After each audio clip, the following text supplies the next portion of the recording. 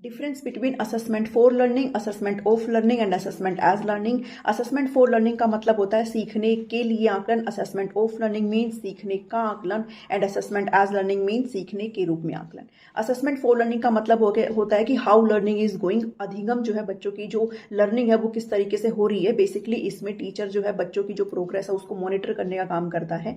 ये डायग्नोस्टिक होता है, नैदानिक होता है। इसमें बच्चों की जो लर्निंग गैप्स है, जो कमियां हैं, जहां पर बच्चे पिछड़ रहे हैं, उसको फाइंड आउट करके रिमीडियल टीचिंग करने का काम एक टीचर के द्वारा किया जाता है। मतलब कि इंप्रूवमेंट का स्कोप इस प्रकार के असेसमेंट में होता है। मतलब कि बच्चे अगर कहीं पर पिछड़ रहे हैं तो उनको सुधारा जा सकता है। तो सुधार की अगर बात हो तो वो असेसमेंट फॉर लर्निंग के केस में होता है। इसे फॉर्मेटिव असेसमेंट कहते हैं, यानी कि रचनात्मक आकलन इसको कहते हैं। इसमें इमीडिएट फीडबैक एक टीचर को भी और एक स्टूडेंट को यहाँ पर मिलता रहता है। किस माध्यम से होता है तो क्विज के माध्यम से, क्वेश्चन के माध्यम से और डिबेट के फॉर्म में हम बच्चों की प्रोग्रेस को असेस यहाँ पर कर सकते हैं।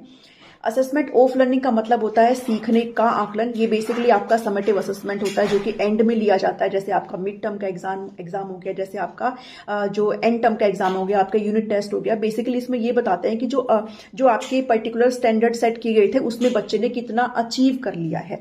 तो इसमें बच्चे को सर्टिफाई करने का काम किया जाता है। इसमें बच्चे की बेसिकली रैंक करने का काम किया जाता है कि बच्चे की ये पोजीशन आई है क्लासरूम के अंदर। This is assessment of learning means सीखने का आकलन। असेसमेंट एज लर्निंग की बात करूं तो मतलब इसको पीयर असेसमेंट और सेल्फ असेसमेंट भी बोलते हैं। इसमें बेसिकली बच्चे खुद का आकलन सेल्फ करते हैं। टीचर उसको बस हेल्प करता है, उसको अपॉर्चुनिटीज प्रोवाइड करता है कि बच्चे खुद की लर्निंग को भी आंक पाए कि वो किस तरीके से सही जा रहे हैं और कितना उसको और अच्छे की करने की जरूरत होती है। बेसिकली इसमें बच्चे को मोटिवेशन मिलता रहता है। बच्चे अपनी खुद की लर्निंग के लिए रिस्पॉन्सिबल होते हैं और अपनी खुद की लर्निंग को यहाँ पर मॉनिटर करते हैं। So this is the difference between assessment for learning, of learning and as learning. ऐसे ही मेरी शॉर्ट्स वीडियो को देखने के लिए आप शॉर्ट सेक्शन के अंदर जा सकते हैं। Thank you.